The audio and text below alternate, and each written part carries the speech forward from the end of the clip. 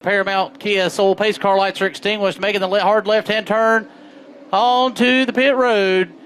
Skylar Cheney and the number 88, Corey Day. 2x2, these Renegades of the Bull Ring roll off in the turns 1 and 2. They'll be stacked up as they come down the back straightaway. Down into turn 3, it's the 17 of Skylar Rambo Cheney, the 88 of Corey Day. That's a Junior Motorsports Chevrolet coming off the 4th turn.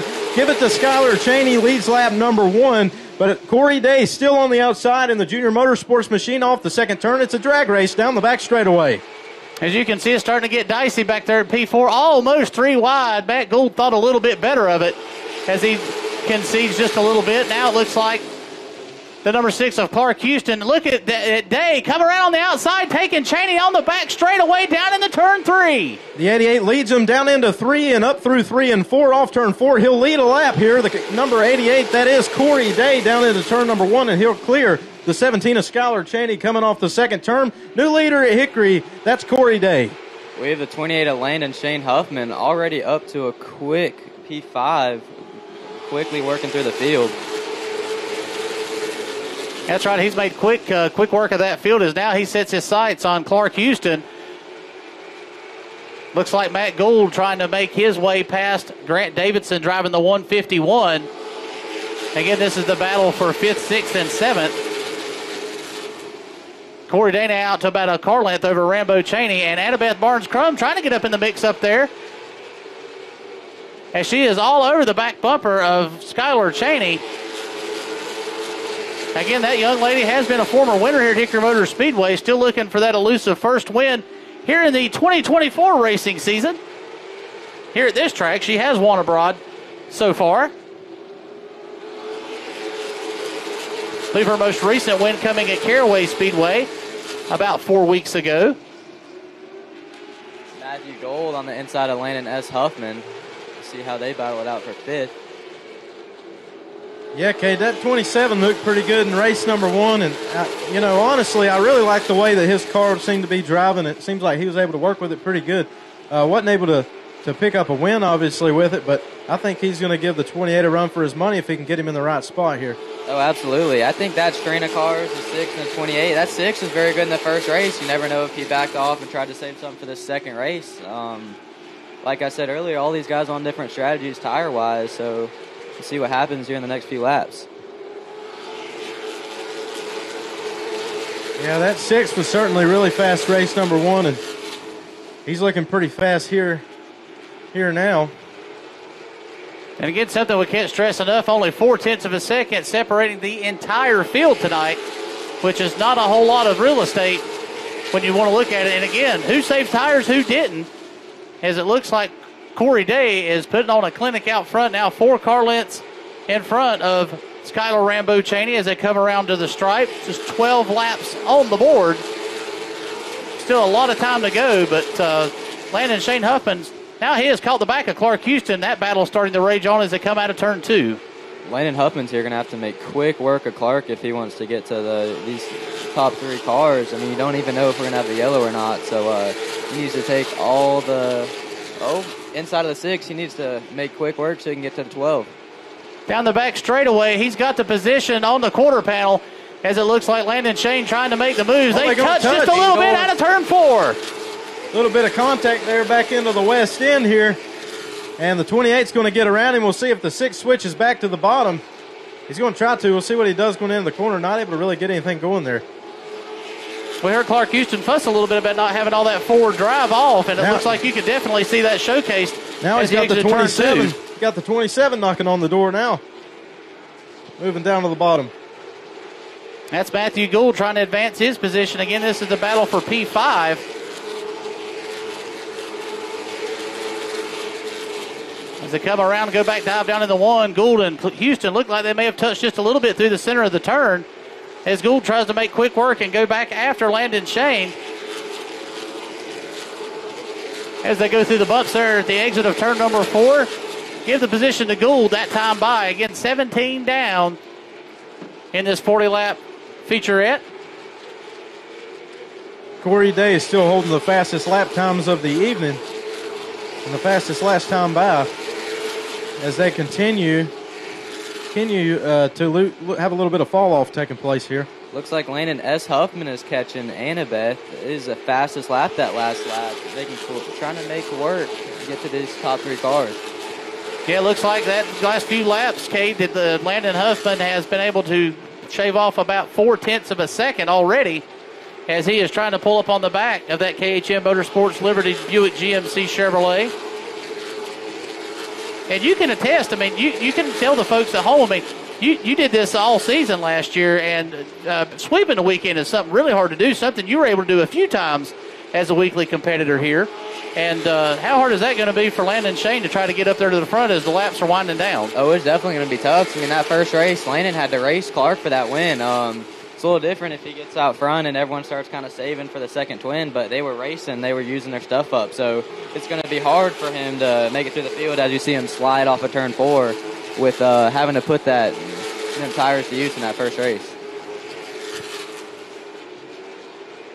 Yeah, and just watching these guys come through the corner, it seems like Landon, when he comes through here, he just gets a little bit loose there off 4. And there's a lot of those guys. Michael Bumgarner was a little bit loose that time by, so these guys are starting to fall off quite a bit. Yeah, last time by, the leader's running 15.6s. That's about 0.8 off of what we qualified out here today in the 14.8 second range. So these guys slowed up a little bit. I mean, they're pushing as hard as they can. Skylar Cheney has no reason to save any tires now, as there's only 16 laps to go. Oh, absolutely. The 88 looks very solid right now. Just straight up off corner. Skylar Cheney had a big slide there. I think it's going to be hard to beat the 88, even if Landon can get to him. It looks like the 88 is just low and straight, just preserving his stuff in case we have a yellow here. Yeah, and a good thing for the 17, too, being involved in that incident in race number 1. Being forced to the rear, didn't really have a shot to climb back up through the field and contend for the win. So when he caught the invert, he didn't really have to use up too much of his stuff. So he was able to save quite a bit, probably more than most here. So that is certainly helping him out as he's able to hold off Annabeth Barnes-Crum and then Landon S. Huffman behind her. So strong showing from the 17 of Skylar Cheney. As the laps continue to dwindle down, I have to say probably the one that surprises me the most, Michael Bumgarner having a hard time coming up through the field, as Bumgarner still now being scored in 7th place, has drove one heck of a race, but has not been able to move his way forward as I would have expected he would have at this junction of the race, still trying to get around Clark Houston. Again, these two competitors here are finishing 2nd and 3rd respectively in the previous 40-lap featurette. And I'm going to go on a limb and say, guys, I believe these guys used up a lot of tire in race number 1 because even Landon Shane has still not been able to catch that back of Annabeth Barnes-Crum to put her away to get back up into a podium spot. Man, the field is so spread out. These second twins are almost aggravating because everyone's just so close on time. As you can see, I feel like these top 4 cars are all just about even. We have Landon S. Huffman catching Annabeth. Once again, they're going to have to make quick work and catch the 17 as quick as he can, if he's still got some left. Yeah, he's still got about 8 laps this time by to make something happen. You see him go to the inside of the 12 in 3 and 4. Annabeth wiggled just a little bit through the center there, as it looks like Huffman may have a car that's able to rotate. We know how well Annabeth can hold her line on the outside, really pinch those competitors down, as it's now a drag race down the back straightaway. And Huffman looks like he's going to shoot into turn 3 as they come out of 4. Can he clear? Man, you can see that 28 sideways on entry. It's really hard to make work on the bottom whenever that free on entry. Just something that comes with used up tires, but he's doing all he can right there. You can see him fighting hard. You watch him sawing off the wheel. See how he has to back up just a little bit there. It gives the 12 a little bit of an advantage off the corner. But he's sticking with it. They're going to be side by side off turn 2 this time by. Got about 6 laps coming to 5. Coming to 5 to go this time by for the 88 machine of Corey Day. And look at the drive that Annabeth gets off of that corner. Still running in that top seat up there, about a lane and a half up. And as she is able to just drive, you can tell Landon Huffman, he bumped into her out of 2. Now we're racing. Or to say real estate is a premium right now between these two competitors. Now with just 4 laps to go, he's able to put Annabeth behind him, but it's going to be a long way to the top. As she wasn't able to generate that run that time, and that's going to give Landon Huffman a little bit of an advantage there. Coming off the 4. Man, he got sideways. He got loose off the 4th turn. Man, did he use too much up racing Annabeth? I think he's still got a very good car there, but it's going to doesn't take a lot. Really what we need is yellow here. That would really mix up the field, but that is not what Corey Day wants to see. Double popsicle sticks being flown by flagman Scott Herman atop the Garner Group flag stand. Just 2 more times around. Corey Day hoping, praying, wishing with his first trip to Hickory in 2024 for a win tonight as he takes the white flag 1 more time around. Corey Day's got 1 more trip to become a winner here at the Hickory Motor Speedway in the number 88 Junior Motorsports entry. And after the invert, has led just about every lap tonight. Coming around 3 and 4 for the final time, getting his first win of the 2024 season here at Hickory Speedway in the Junior Motorsports number 88, Corey Day. Skylar Cheney will be scored in second. Landon Shane Huffman climbed his way back up to third. We'll sneak in here and grab a quick word with him.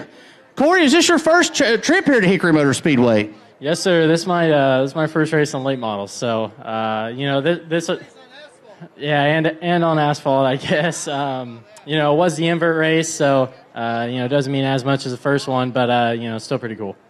Well, tell us you said this is your first asphalt late model race. Yes, sir. Well, what does it mean to be able to put Junior Motorsports number 88 in the winner's circle first time out on this hollowed ground, so to speak? Yeah, it means a lot. These guys worked really hard. Came practice yesterday and, practiced all day today getting me comfortable. So, hats off to Paul and everyone there, Slim and Brian, everyone for working hard to try and get a dirt guy comfortable on asphalt.